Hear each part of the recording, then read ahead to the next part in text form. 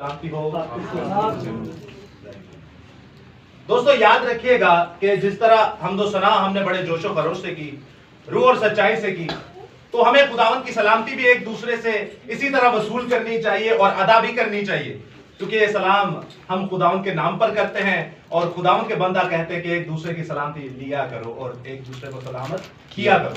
तो मैं एक बार फिर से कोशिश करता हूं, आप सभी की आवाज मुझसे ज्यादा होनी चाहिए ताकि खुदावंद के इस बड़े अकीदा को हम पूरा करने वाले हो। सो मैं एक बार फिर से कोशिश करता हूं। खुदावंद यीशु मसीह के जिंदा जलाली बाबरकत बेअब रहीम और जलील मुझे बड़े मीठे नाम में आप सबको सलाम, आपको भी सलाम। Hallelujah, hallelujah. ये है जिंदा खुदा की कलीसिया जो कि बोलती है, और अगर कलीसिया ना बोले तो याद रखिएगा खुदावंद कहता है कि पत्थर चिल्ला उठेंगे, और जब पत्थर चिल्ला उठेंगे तो हमारा इस धरती पर कोई बुकरा नहीं, हमारा इस धरती पर कोई काम ही नहीं। तो हम जिंदा खुदा के एक बर्तन हैं, जिंदा खुदा के एम्बेसडर हैं, जिंदा खुदा के एलची हैं, जिंदा खुदा के फौजी हैं, जिंदा खुदा की कलीसिया, जिंदा खुदा का चर्च है, जिंदा खुदा की इबादत गाह भी हम ही हैं, क्योंकि खुदावंद खुदा हम में विराजमान होकर कलाम करता है। वो कहते हैं क्या तुम नहीं जानते कि तुम जिंदा खुदा का मकदस हो, खुदा का रूह यानी मेरा रूह तुम में बसता है, आप खुदा के घर हैं। तो दोस्तों मैं शुक्र अदा करता हूं खुदा बाप का, यहोवा पाक एलोहिम खुदा बाप का, खुदावंद यीशु मसीह का, खुदाए रूह कुदुस का, कि एक बार फिर से उन्होंने मुझे आपके सामने खड़ा किया ताकि मैं खुदा का पाक शुक्र जो कि तपता हुआ कलाम है, जो दो धारी तलवार से भी ज्यादा तेज है, जो बंद बंद गूदे गूदे से होकर गुजर जाता है, जो दोस्तों एक आतिशी रथों पर होकर खुदा कलाम पेश करता है और नीचे गंध से उठाकर बंदे को पाक करके उसके मुंह को भी पाक करके यही सुखन पेश करता है। तो मैं चाहता हूं खुदा बाप के लिए, खुदावंद यीशु मसीह के लिए, खुदा रूह कुदुस के लिए, खुदा की शरीयत के लिए, खुदा के फजल के लिए और तहरीरी खुदा बाइबल मुकद्दस के लिए एक बार जोरदार तालियां।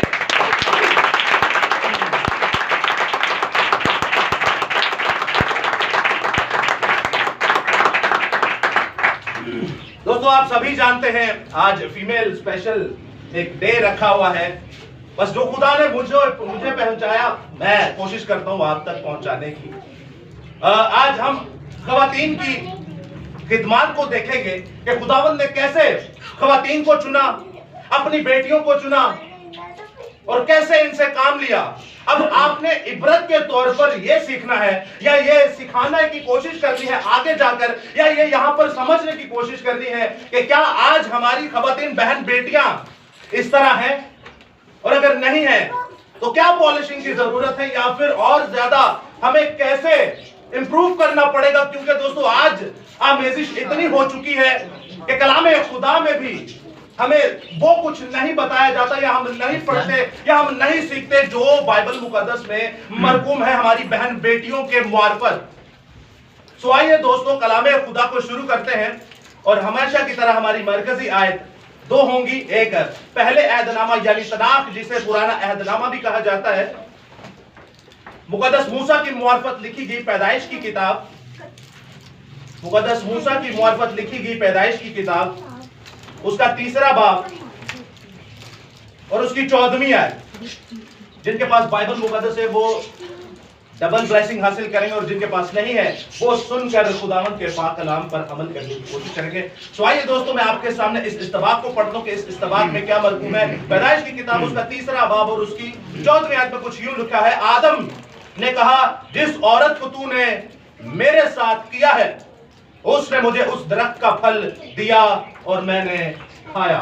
और दूसरी आयत मुकद्दसा हम देखेंगे खुदावंद यीशु अल मसीहा का नया अहदनामा, और नए अहदनामा में से हम देखेंगे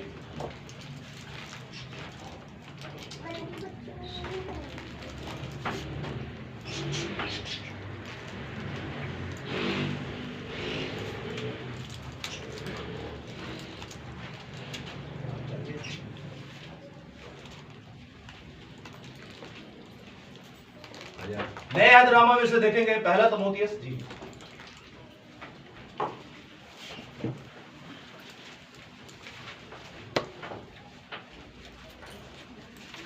मुकद्दस तीमुथियुस की मुआरफत लिखी गई, यीशु मसीह की पाक इंजील, यीशु मसीह का पाक सुखन जो कि मुकद्दस पौलुस रसूल ने लिखा खुदा रूह कुदुस के वसीला से। पहला तीमुथियुस उसका 2रा बाब और उसकी 13वीं था 14वीं आयत।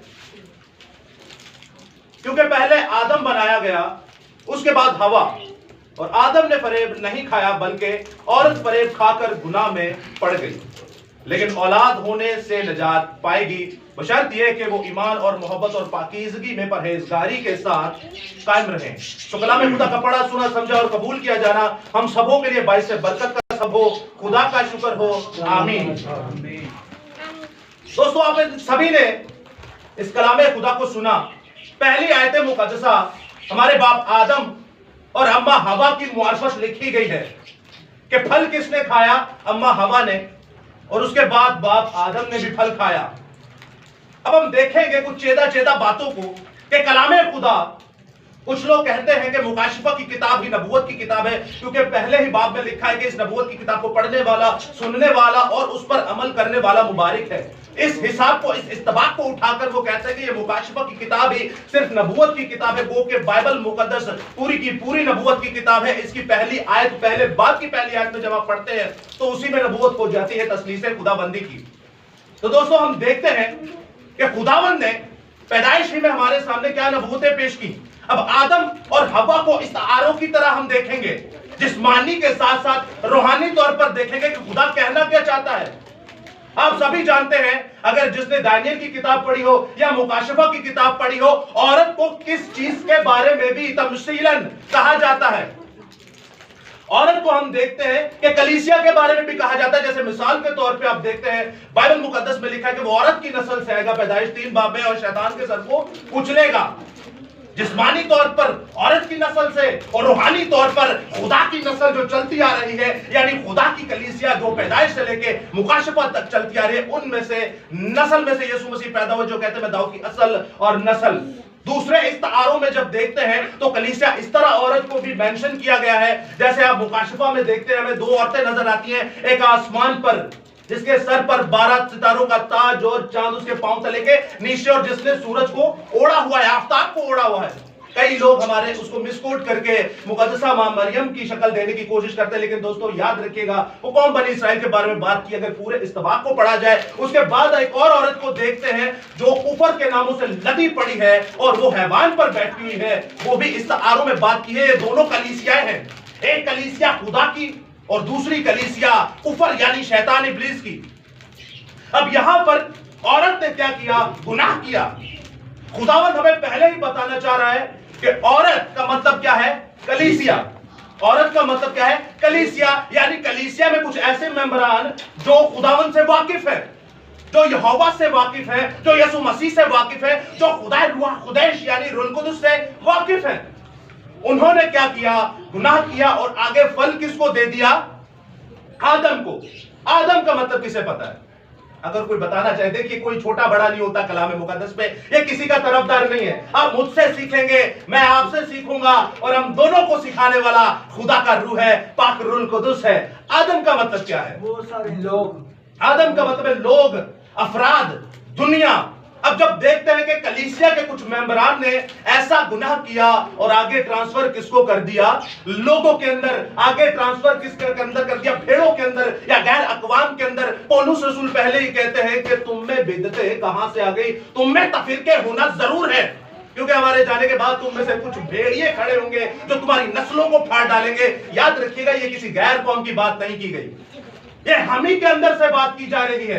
अब आपको देखना है कि कौन सा फल, क्या कौन सा दरख्त कौन सा फल लाता है, और इंसान अपने फलों से ही पहचाना जाता है। वो कि इस बात को शॉर्टली मैं आपके सामने बयान करूं। आज का टॉपिक जो है वो औरत पर है, और औरत को बाइबल मुकद्दस के अंदर हड्डी से बनाया गया। हड्डी से क्यों बनाया गया? आप देखते हैं, मैं आपके सामने एक जनरल बात करता हूं साइंस को आगे रखते हुए। जब खोदी जाती है कब्रें खोदी जाती है, 1 साल बाद, कुछ महीनों बाद, या कई अरसों के बाद, या सदियों के बाद, तो गोश्त का तो नामो निशान नहीं होता, तो रह क्या जाती है? हड्डी रह जाती है। अब हड्डी से इसीलिए बनाया गया क्योंकि एक मजबूत चीज है। खुदावंद ने इसको मजबूत बनाया।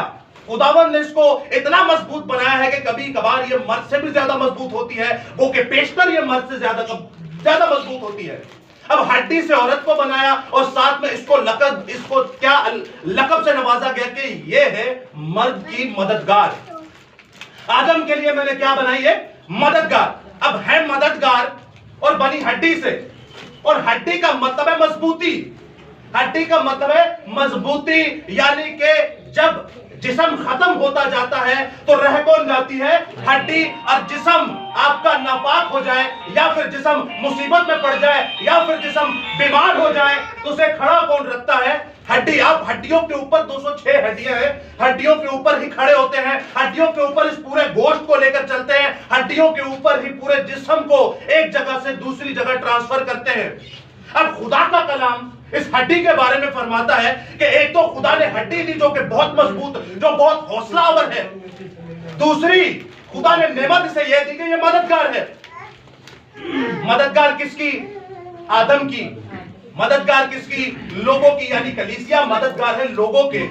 अब जनरली बात करते हैं हम कि हड्डी औरत जो है मददगार बनाई गई आदम की, और मजबूत भी है, और इसको किसी मुसीबत के अंदर ना डालने के लिए खुदा ने उसे ताकत, हिकमत और दानाई भी अता फरमाई। लेकिन दोस्तों यहां पर एक अजीब काम यह हुआ कि हड्डी ही टूट गई, हड्डी ही गुनाह कर बैठी, हड्डी ही क्या कर बैठी? गुनाह कर बैठी। अब जिस पर पूरी जिस्म का दारो मदार है, वही जब गुनाह में हो जाए तो याद रखिएगा दोस्तों, जिस्म का जो दरमियानी सेंटर है, जो जिसे हम सेंट्रल पॉइंट कहते हैं, या पूरे जिस्म को जो चलाता है वो दिल है। अब हड्डी पूरे जिस्म को लेकर चलती है और हड्डी ही यहां गुनाह में पड़ गई। जब हड्डी गुनाह में पड़ गई, हड्डी टूट गई, कलीसिया गुनाह में पड़ गई, कलीसिया में तफरीके आ गए, नई नई तालीमात आ गई, नई नई बिदात आ गई, नए नए तफरीके आ गए, तो गोश्त का क्या हाल होगा? गोश्त तो ऑटोमेटिकली सड़ने की तरफ जाएगा, या मरने की तरफ जाएगा, या दोज़ख की आग की तरफ जाएगा। खुदा ने पहले आदम के लिए बनाया एक मददगार, उसी के अंदर से लिया, उसी के अंदर से हड्डी को लेकर उसके लिए मददगार बनाया। खुदा ने कहा ये तेरा मददगार है, ये तेरे साथ रहेगा, ये तेरा जोड़ा है, और तू आदम इसका शौहर है। खुदावन ने ऐसा मददगार बनाया जो उसके साथ हमेशा रहेगा, लेकिन वो गुनाह कर बैठा। सो खुदावन ने देखा कि मेरे लोग तो गुनाह के अंदर आ गए। अब दूसरा खुदा ने सिलसिला ये जारी किया, दूसरा खुदा ने रास्ता ये बनाया कि अगर मेरे लोग गुनाह में पड़ गए, अगर मेरे लोग गुनाह के अंदर आ गए, अगर मेरी कलीसिया गुनाह के अंदर आ गई, मेरे गैर कौम के भाई गुनाह के अंदर आ गए, तो कोई मसला नहीं। अब मैं जो मददगार भेजूंगा, यूहन्ना 8 के मुताबिक मददगार जो है वो खुदा का रूह है, खुदा रुल कुदुस है। उसने कब पहले इंसान पर तवक्कुल करके मददगार किया, वो मर गया, लेकिन अब मैं खुद इंसान की मदद करूंगा, चाहे अपना बेटा क्यों ना कुर्बान पड़ा करना पड़े, मैं खुद मददगार होऊंगा। Hallelujah, hallelujah. दोस्तों खुदावन ने यहां पर खुद मददगार बनने का एक ऐसा प्लान बनाया कि इंसान पर तवक्कुल करना छोड़ दिया। अब खुदा खुद हड्डी बना, खुदा खुद मददगार बना, और वो आज तक आपके अंदर और मेरे अंदर होकर काम करता है। ऐसा खुदा जो हमारी अक्ल सलीम से भी बाहर है, इसका तख्त आसमान और पैर जमीन जो है पैरों तले की चौकी है, वो आपके और मेरे जिस्म के अंदर रहने की कुव्वत रखता है, ताकत रखता है और कुदरत रखता है। आप देखते जाते हैं कि कैसे औरत के अंदर से खुदावंद ने निजात पैदा करने का कहा, जो नए अहदनामा से हमने पढ़ी, वो के गुनाह हवा के वजह से आया। लेकिन याद रखिएगा दोस्तों, निजात भी हवा की ही तरफ से आई। खुदा के नजर में जो गुनाह करता है, खुदा उसे छोड़ता नहीं, खुदा उसे वापस लेने की कुदरत रखता है। याद रखिएगा, मुल्क कनान के अंदर दुनिया भर के गुनाह हो रहे थे, वह दानव रहते थे, वह ऐसे ऐसे निफलिम्स रहते थे जो इंसानों को ही खा जाते थे। लेकिन खुदा ने कनान को ही चुना कि मैं इसको इस्राएल बनाऊंगा। क्यों? क्योंकि कनान का हाम से बहुत लेना देना था, और हाम का नूह से बहुत लेना देना था, और नूह का खुदा से लेना देना था। खुदा आखिरी दम तक अपने लोगों को गुमराह होने की, ऐसी गुमराह नहीं का होने देता, और उनको वापस लाने की कुदरत रखता है। खुदावंद कोशिशें करता रहता है कि मेरे लोग वापस आ जाए। उसके बाद जब आप देखते हैं, खुदावंद ने कहा कि औरत की नस्ल से, यानी कलीसिया ने अगर गुनाह किया तो कलीसिया की नस्ल से ही निजात दहिंदा पैदा होगा। और दूसरी बात जब आप देखते हैं अम्मा रिबका को, अब अम्मा रिबका जब हमारे सामने पेश होती है, तो अम्मा रिबका के बारे में खिदमत को जरा सुनिएगा। खुदावंद उसके बारे में क्या फरमाता है कि ये मेरे चुने हुए लोग हैं, ये मेरे चुने हुए लोग हैं। और जब आप देखते हैं कि इब्राहिम का नौकर जब जाता है अम्मा रिबका के पास अब्बा इसहाक के लिए, उसे मनाने के लिए, उसे एक आप देखते हैं कि प्रपोजल देने के लिए कि तू मेरे खुदावंद की, तू मेरे मालिक के बेटे की बीवी होना। तो दोस्तों वहां पर वो जाता है, तो एक औरत बाइबल में लिखा है वो बहुत ही ज्यादा खूबसूरत लड़की थी, औरत नहीं थी, क्या थी? ये लड़की थी। और पंजाबी जिन्हों के कड़ा लैके जा रहे सन कुएं दे विचों, कड़ा लैके जा रहे सन, तो उन्हें खुदा को मन्नत मंगी नौकर ने के जेड़ा इत्थे सामने आए मेरे ऊंठा को पानी पिलाए, मैनू पानी पिलाए। कितने ऊंट सन? 10 ऊंट थे। कितने दिन का एक ऊंट अपने अंदर पानी जमा कर सकता है? 40 दिन तक अप्रोक्सीमेटली। आप देखें छोटे से छोटा जो ऊंट का बच्चा है वो 13 दिन तक अपने अंदर पानी जमा कर सकता है। अब 13 दिन का पानी और जो अडल्ट ऊंट है वो 40 दिन का पानी जमा करता है। तो सोचे 10 ऊंट थे। अम्मा रिबका ने क्या किया? उस ऊंटों को भी पानी पिलाया, उन ऊंटों को भी पानी पिलाया, और साथ साथ क्या किया?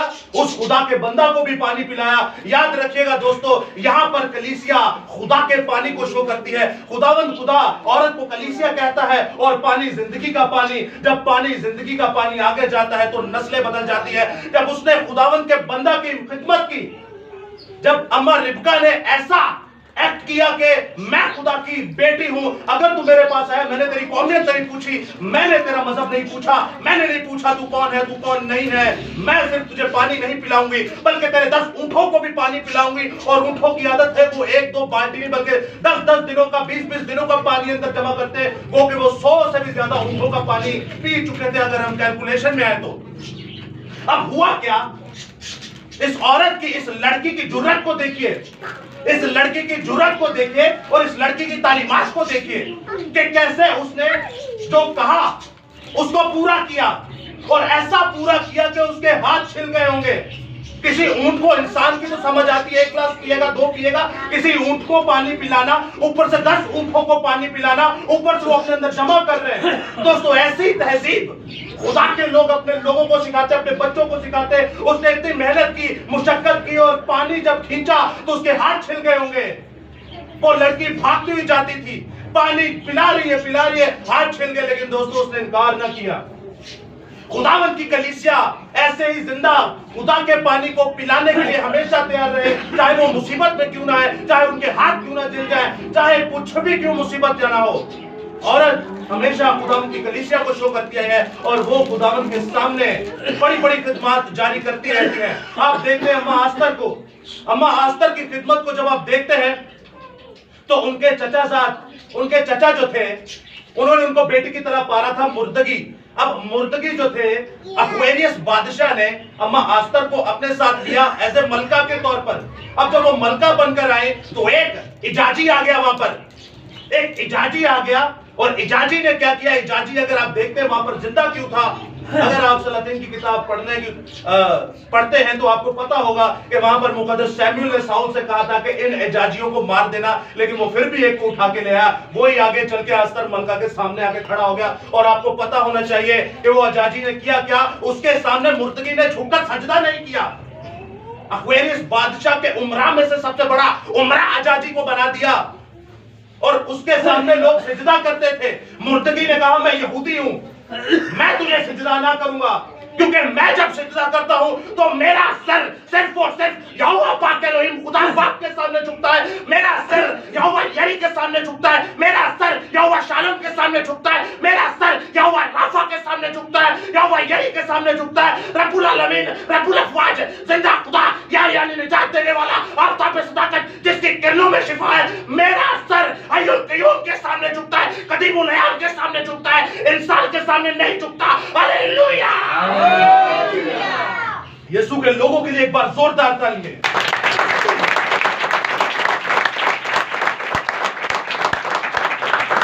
दोस्तों याद रखिएगा, उसने कहा मेरा सर तेरे सामने नहीं झुकेगा।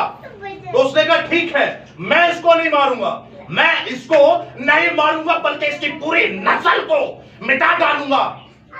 उसने कैसे जाकर अक्वेरियस बादशाह को मनाया, और अक्वेरियस बादशाह ने भी कहा ठीक है। पता चला मुर्दगी को तो उसने अपने कपड़े फाड़े, टाट ओढ़ा, रोजा रखा, और जाकर कहता है आस्तर को कि खुदा ने जब तुझे मलका बनाया तो याद रख तुझे मदद करना जरूर है, लेकिन अगर तू यहूदियों की, इस्राएलियों की, मसीहियों की, खुदा के मानने वालों की मदद ना करेगी तो ये अल एलानिया जुमला आप भी याद रखें, मुझे भी याद रखें। खुदावंद कहता है कि अगर कोई इंसान तेरी मदद करे ना करे, इंसान कोई मदद करे ना करे, बादशाह कोई मदद करे ना करे, वजीर मदद करे ना करे, खुदा की बादशाही, खुदा का जलाल, खुदा का रहन सहन हमारे अंदर होकर हमारी मदद करता है। खुदावंद ने कहा अगर तू, खुदावंद के बंदा मुर्तकी ने कहा अगर तू मदद ना करे तो कोई मसला नहीं, हमारे लिए मदद खुदावंद कहीं और से ले आएगा। लेकिन क्या पता तुझे आज इस जगह पर या मलका इसलिए बनाया गया कि तू खुदावंद के लोगों की जान बचा सके। याद रखिएगा दोस्तों, आस्तर फिल से एक औरत थी और औरत कलीसिया को शो करती है। उस औरत ने कितने दिन का रोजा रखा? 3 दिन और 3 रात का रोजा रखा। आज हम भी रोजे रखते हैं, हम पता नहीं कितने कितने रोजे रख देते हैं, लेकिन हमारी टाइमिंग उनके जैसी होती है जिन्हें हम इतना क्रिटिसाइज करते हैं, इतना बुरा भला करते हैं, कहते हैं और पता नहीं क्या क्या कहते हैं, लेकिन काम हम वही करते हैं। बाइबल मुकद्दस में हर एक चीज के बारे में लिखा है, दुआ कैसे करनी है उसकी तमीज लिखी है, रोजा कैसे रखना है उसकी तमीज लिखी हुई है। 3 दिन रात, उसने 3 दिन और 3 रात रोजा रखा। आपको टाइमिंग दिन सब मिल गया इसमें। यह मोहब्बत को शो करता है। हम किसी रिमोट कंट्रोल पर बंधे हुए नहीं कि खुदा ने कहा इतने बजे रख ले तो इतने बजे खोल ले।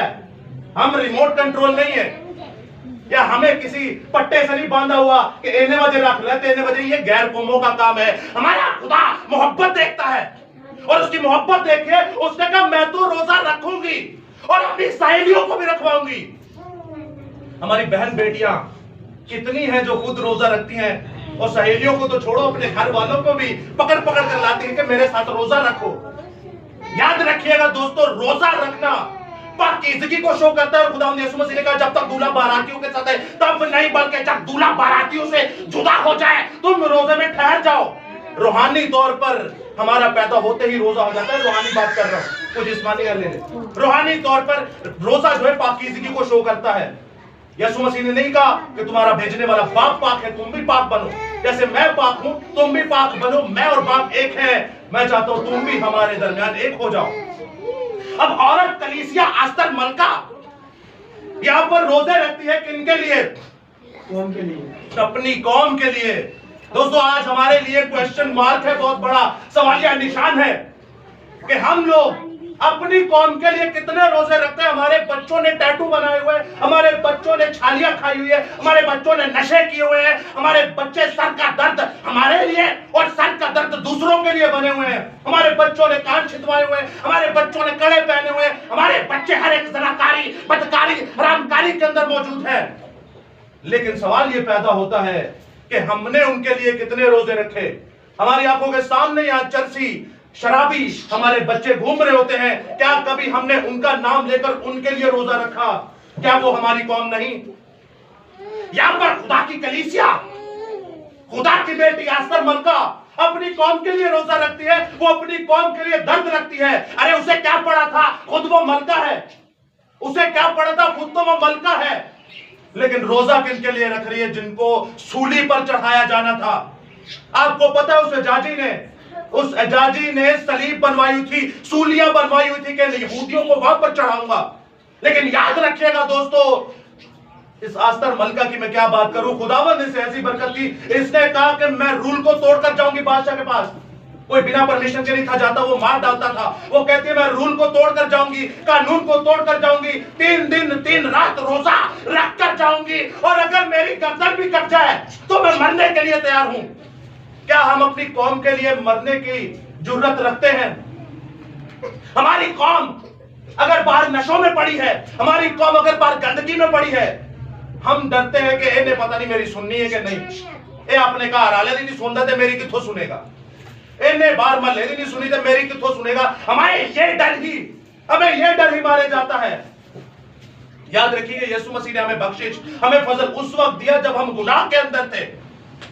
बाइबल में लिखा रास्तबाज के लिए बहुत ही मुश्किल है रास्तबाज के लिए कोई एक भी जान दे।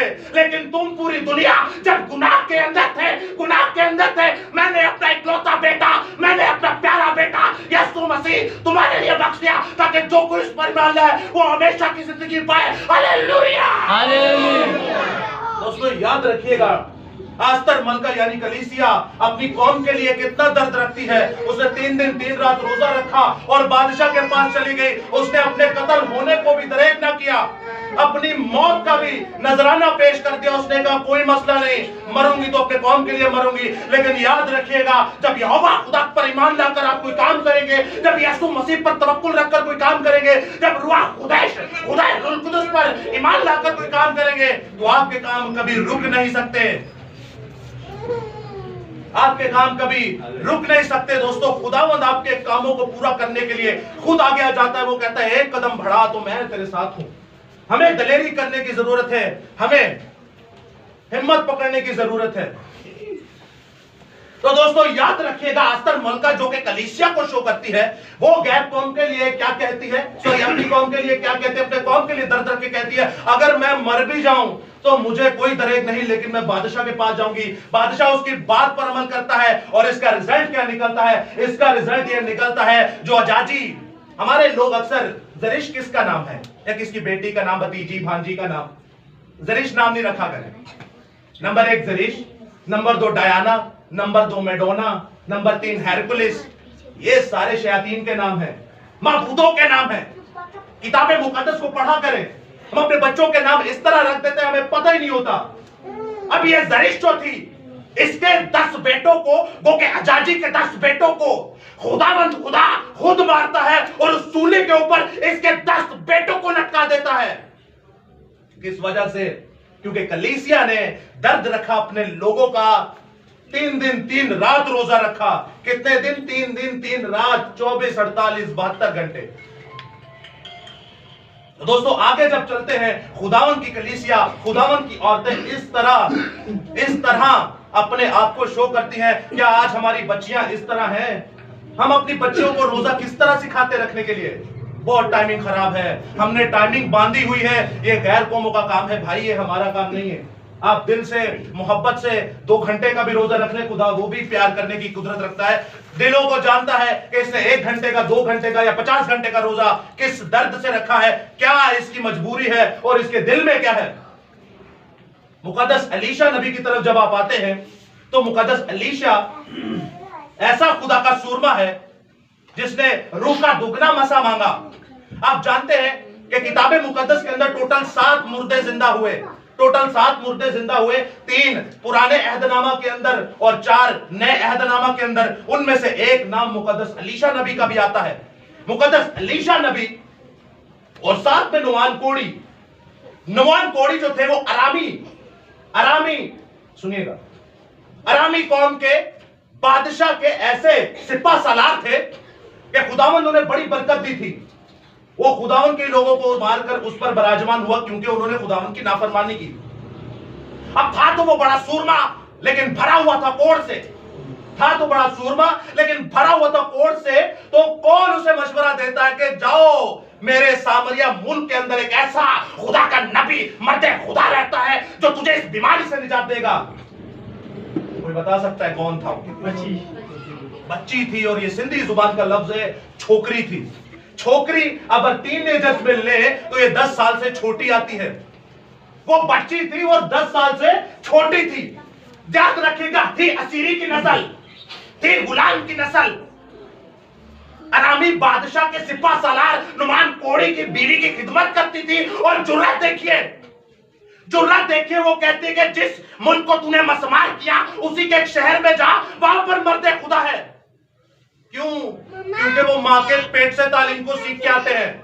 उन्हें पता है असल क्या है और नकल क्या है। मां के पेट से वो सीख कर आई और उसे पता था ये मर्दे खुदा है। हर एक बीमारी का इलाज यहोवा पाक खुदा इसके हाथों से करवाता है, इसकी जुबान से करवाता है।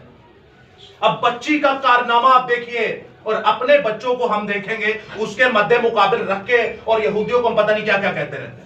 अपने बच्चों को रखेंगे उसके मद्दे मुकाबिल रख के। थी असीरी की नस्ल, गुलाम की नस्ल, और कहती है कि जा उस मुल्क में जा, वहां पर तुझे एक बंदा मिलेगा और वो तुझे क्या देगा? इस बीमारी से निजात देगा। और जब वो जाता है तो दोस्तों अपने कासिद को भेजता है कि जाओ उसे बोलो जाके यर्दन के अंदर साथ क्या ले ले, गोते ले ले तो तेरा जिस्म पाक हो जाएगा।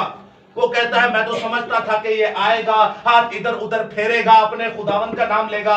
उसे बड़ी डिसरिस्पेक्ट फील होती है, क्योंकि वो उसके लिए सोना चांदी और शाही कपड़े लेकर जाता है। उन्हें मंगे नहीं सन, और को लेके गए सन।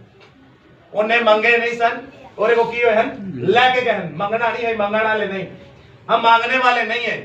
खुदा से मांगिए, खुदा लोगों के दिलों में बरकत डालेगा, लोगों के दिलों में रहम डालेगा, वो आपको खुद ही दे देंगे। खुदा के इस असूल को पूरा कीजिए। अब हुआ क्या, जब उसने कासिद को भेजा तो उसने कहा एक तो खुद नहीं आया, ऊपर से कासिद को भेज दिया। ठीक है मैं चलता हूं। 6 बोतल लेकर कहता है क्या मसला है भाई। उसके बाद उसका नौकर कहता है चलो 7वां भी ले लो, अब रह क्या गया। जब 7वां लेकर बाहर निकलता तो दोस्तों न्यू बोर्न बेबी की तरह एकदम शफाफ जिस्म, एकदम क्लियर जिस्म हो जाता है। इतना खुश एक गैर कौम वाला यहोवा पर ईमान लाकर इतना खुश होता है।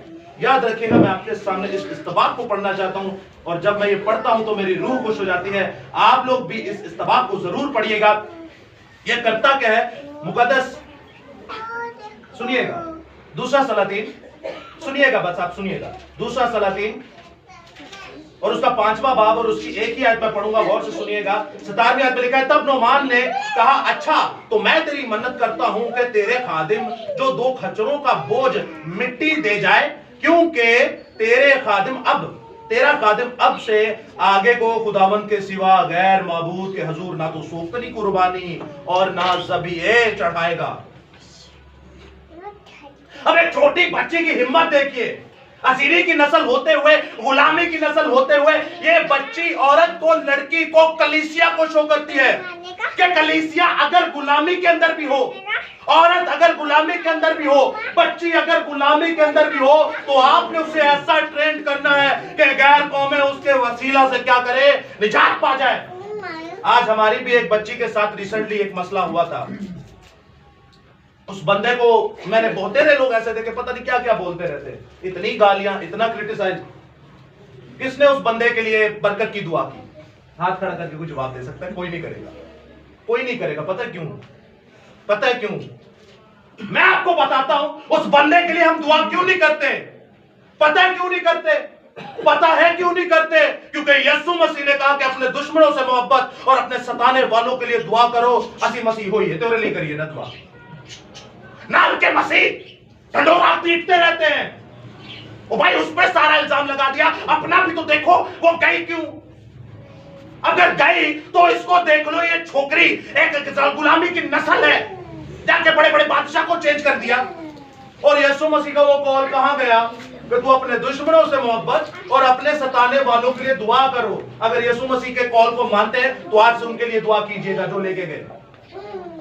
खुदावंद लानत में से बरकत को पैदा करना जानता है। खुदा मौत में से जिंदगी को पैदा करना जानता है। खुदा गंदगी में से शफाफियत को पैदा करना जानता है। आप टेंशन मत लें कि साढ़े ना की होएगा, साढ़े ना की नहीं होएगा। खुदावंद ने कहा ना अपनी फिक्रें मुझ पर छोड़ दो क्योंकि मुझे तुम्हारी फिक्र है। अब याद रखिएगा, ये छोकरी की वजह से, ये छोटी टीनेजर बच्चे की वजह से हुआ क्या?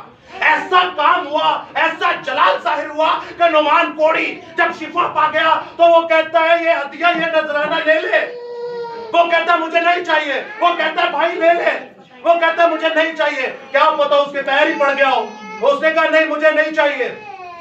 इसके पीछे बेद सुनिएगा कि उस बच्चे की वजह से खुदा ने इतना बड़ा काम किया। उस कलीसिया की वजह से खुदा ने इतना बड़ा काम किया। जब हदिया नहीं लिया तो वो बंदा क्या कहता है, ठीक है मुझे अपनी सरजमीन की मट्टी दे दे, जाके मैं जाके अपने मुल्क के अंदर इसकी कुर्बानी का बनाऊं और मैं किसी और गैर माबूद के आगे कुर्बानी ना करूं। मेरा बादशाह किसी गैर कौम के आगे, माबूद के आगे कुर्बानी ना करे। अब हम जब भी कुर्बानी करेंगे जिंदा खुदा यहोवा पाक एलोहीम खुदा के आगे कुर्बानी करेंगे। Hallelujah, hallelujah. समझ रहे हैं? एक छोकरी, एक छोटी बच्ची, एक छोटी कलीसिया, खुदा किसी का तरफदार नहीं। अगर बच्चे भी उससे मांगे तो खुदा उन्हें देने की कुदरत रखता है। आप मुकद्दस अय्यूब नबी के सहीफों को पढ़े, हमने जनाजों पे सुना होगा, उसी ने दिया, उसी ने लिया, उसी का नाम मुबारक। ये आयत पुट्ठी पढ़ते रहते हैं। बाइबल मुकद्दस में क्या लिखा है? खुदावंद ने दिया, खुदावंद ने लिया, खुदावंद का नाम मुबारक। और हम 2 ही अब बाप को पढ़ते हैं, 42 बाप को पढ़ते ही नहीं है। टोटल 42 बाब हैं और हम 2 ही अब बाब को पढ़ते हैं। आगे देखिए मुकद्दस अयूब नबी कहते क्या है, और फिर उन्होंने राजी किन्ने कीता है। मुकद्दस अयूब नबी की जो पाकीज़गी है, हम उनकी जूती के बगैर, उनकी जूती के बराबर भी नहीं है। ऐसा अपने खैमा का दिफा करने वाला इंसान, अपनी खुदा की कुदरत को बयान करने वाला इंसान, 3 लोग पे भारी पड़ने वाला इंसान, और उनको लाजवाब कौन करता है, जो कहता है अयूब अब अपने घुटनों पर खड़ा हो जा, मैं जिंदा खुदा की कुदरत तुझसे बयान करूंगा। एक छोटा लड़का मुकद्दस अयूब नबी को लाजवाब करता है, और फिर खुदा खुद आता है और वो कदमों पे होकर गिरकर मुआफी मांगता है। खुदा किसी का तरफदार नहीं। अगर बच्चे खुदा से मांगे तो खुदा उन्हें देगा। आज हमारी बच्चियां, जो कि टॉपिक खवातीन पर है, याद रखिएगा दोस्तों, खुदावंद यीशु मसीह ने औरतों को शुरू से बड़ी ही इज्जत दी है। हम चाहे उन्हें क्या समझे क्या ना समझे, खिदमत शुरू से खुदावंद यीशु मसीह के सामने वो करती रही। आप अम्मा राखल को देखिए, मैं अम्मा इसलिए कह रहा हूं क्योंकि हमारी नस्ल में से है। आप मुकद्दसा मां मरियम को देखिए, मुकद्दसा मां मरियम इसलिए नहीं कह रहा कि इस्लाम मरियम दुआ, इसलिए कह रहा हूं कि जैसे हमारा बाप आदम है, हमारा बाप दाऊद है, हमारा बाप सुलेमान है, इसी तरह हमारी अम्मा आस्तर है, अम्मा हवा है, और अम्मा मुकद्दसा मां मरियम है। आप इनको देखते हैं कि यीशु मसीह ने कैसे औरत के एक स्टैंडर्ड को ऊपर किया। खुदावंद यीशु मसीह ने किस तरह औरत के यानी कलीसिया के स्टैंडर्ड को ऊपर किया। वो के दिखने में वो औरत, लेकिन रूहानी तौर पर वो कलीसिया का रुतबा रखती है। अब वो कलीसिया को कैसे ऊपर किया आप देखते हैं कि सबसे पहले खाली कब्र किन्होंने देखी, औरतों ने देखी। उसके बाद आप देखते हैं सबसे पहले मुनादी किसने की कि वो जिंदा हो गया, औरतों ने की। लेकिन दोस्तों उससे भी बड़ी बात, तीसरी खुशखबरी मैं आपको बता दूं औरतों के लिए, कि खुदावंद खुदा अपने बेटे को रिवील करने को था मसीहा के नाम पर, तो नबी पूछते थे कि जो आने वाला है उसका नाम क्या है। सभी पूछते थे कि जो आने वाला है उसका नाम क्या है, और खुदा क्या कहता है। खुदा कहता है जो आने वाला है, खुदा ने किसी पर नाम ही रिवील नहीं किया।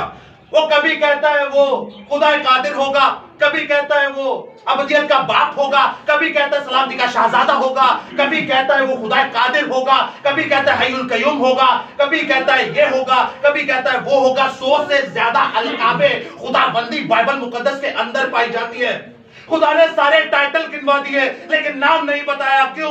क्योंकि खुदा ने वो नाम अपनी कलीसिया पर जाहिर करना था। खुदा ने वो नाम हमेशा कुंवारी मुकद्दसा मां मरियम पर जाहिर करना था। खुदा ने वो नाम अपनी बेटी मरियम पर जाहिर करना था, वो कलीसिया पर जाहिर करना था। और खुदा ने एक औरत पर वो नाम जाहिर किया कि तेरे यहाँ बेटा होगा जो रूह कुदुस की कुदरत से पैदा होगा, तो उसका नाम यीशु रखना। वो अपने लोगों को उनके गुनाहों से निजात देगा। Hallelujah, hallelujah. खुदावंद अपने लोगों को निजात देने की कुदरत रखता है। और ये खुशखबरी जो तीसरी बड़ी खुशखबरी है, ये औरत यानी कलीसिया पर ही जाहिर की।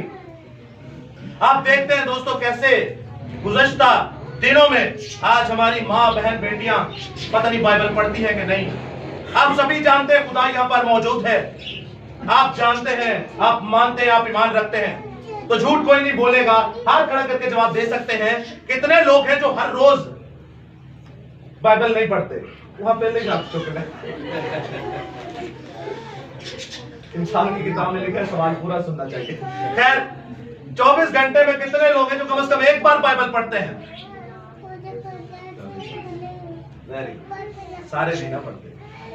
याद रखिएगा दोस्तों, रोटी खाना भूल जाए, पानी पीना भूल जाए, लेकिन ये बाइबल मुकद्दस, इसको क्या समझते हैं आप? ये बाइबल नहीं है, ये एक टेक्स्ट कॉपी नहीं है, ये हार्ड कॉपी नहीं है। याद रखिएगा ये सिर्फ एक किताब नहीं है, ये खुद खुदा का दर्जा रखता है। क्योंकि इसी के बारे में यूहन्ना आरिफ फरमाते हैं, खुदा रूह कुदुस की कुदरत के साथ कि इब्तिदा में कलाम था, कलाम खुदा के साथ था और कलाम एक खुदा है। जो इस खुदा को पढ़ता, सुनता, समझता वही मुबारक है। जो इसको पढ़ेगा खुदा इस जमीन के ऊपर उसे अक्षय मुअल्ला पर लेके जाएगा, तीसरे आसमान पर लेके जाएगा।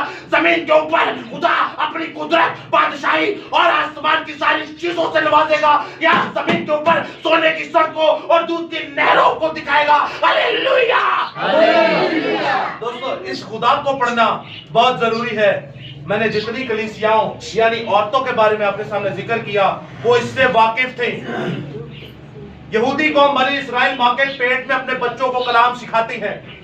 6 महीने के बाद जब 6ठा महीना बच्चे को लगता है तब वो सुनना शुरू कर देता है। तो 6ठे से 9वें महीने तक 3 महीनों तक वो तोरा पोर्शन को पढ़ती है। पैदाइश से लेके इस्तिशना की किताब तक 5 किताबों को रट्टा लगाते हैं, वो पढ़ते हैं, खुदावंद पर ईमान रख के पढ़ते हैं। तो याद रखिएगा जो वो पढ़ते हैं 3 महीने तक, तो वो बच्चों में भी ट्रांसफर होता है। वो खुदा के बड़े बड़े लोग कहलाते हैं। हमारी कितनी इतनी माए हैं जो इस हालत के अंदर इसको तरजीह देती हैं। याद रखिएगा, इसको तरजीह देना ये नहीं कि 5 मिनट पढ़ लिया, 10 मिनट पढ़ लिया।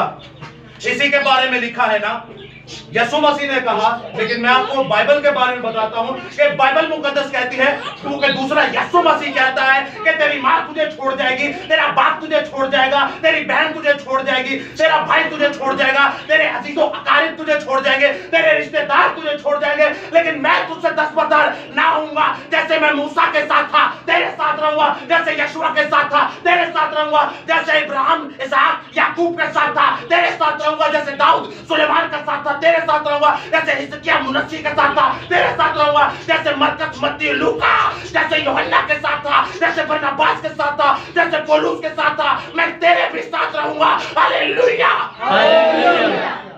इसको पढ़िए। जो इसको नहीं पढ़ता वो सोचे मैं पैदा क्यों हो गया। जो इस खुदा को नहीं पढ़ता वो सोचे कि मैं पैदा क्यों हुआ हूं, मुझे क्या तकलीफ है पैदा होने की। याद रखिएगा दोस्तों, ये खुदा है, और जो इसे नहीं पढ़ता वो मसीह नहीं है, वो सिर्फ नाम का मसीह है, जिसके बारे में लिखा है कि मेरे दाएं हाथ खड़े होंगे, मेरे नाम पे पता नहीं क्या क्या मौजे करेंगे। इतने बड़े मौजे, नबूवतें करेंगे, मुर्दों को जिंदा तक कर देंगे, शिफाएं भी देंगे। लेकिन खुदावंद कहेगा बदबख्तो, मैं तुम्हें नहीं जानता क्योंकि तुम मुझे नहीं जानते। बाइबल को पढ़ने का मतलब है खुदा को पढ़ना, और पढ़ने का मतलब है जब आप किसी चीज को पढ़ेंगे तो तभी जानेंगे ना। जब आप खुदा को नहीं जानेंगे तो याद रखिएगा दोस्तों, खुदा भी आपको नहीं जानेगा। हमारे कई लोग ऐसे हैं, उनकी 70-70, 80-80 साल, 100-100 साल के हो गए, मर जाते हैं, लेकिन उन्होंने इस खुदा को नहीं पढ़ा होता। और जनाजे में कहा जाता है कि खुदा इसे बाप इब्राहिम की गोद में जन्नत अता फरमाए।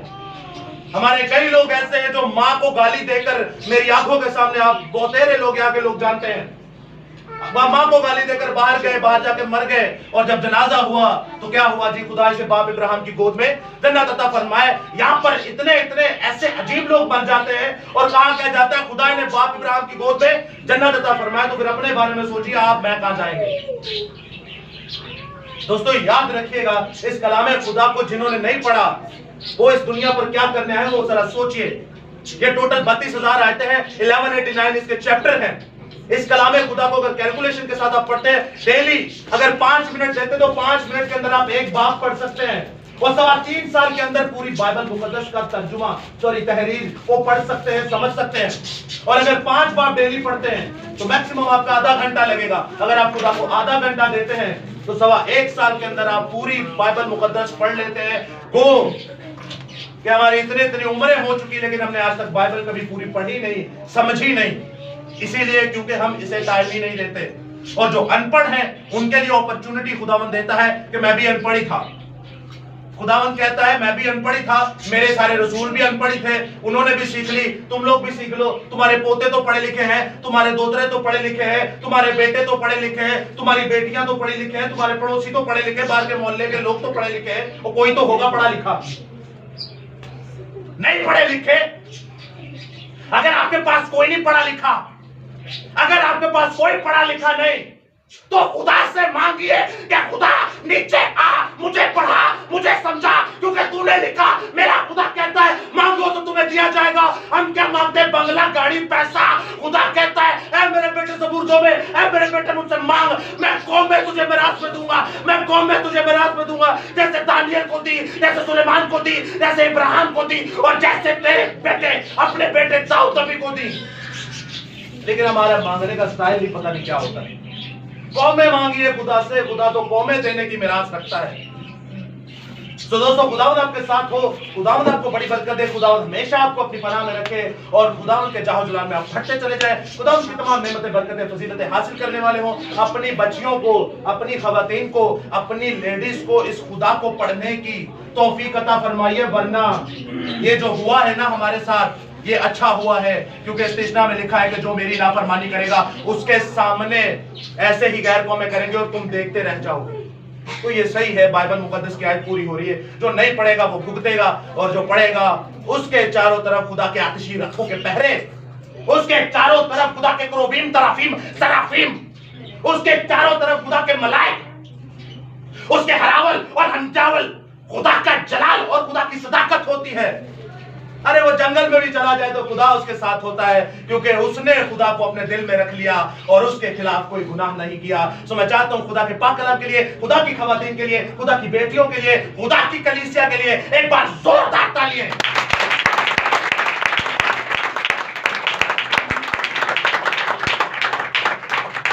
दोस्तों, मैं इस कलाम खुदा की दुआ के लिए, तमाम मीटिंग के लिए, तमाम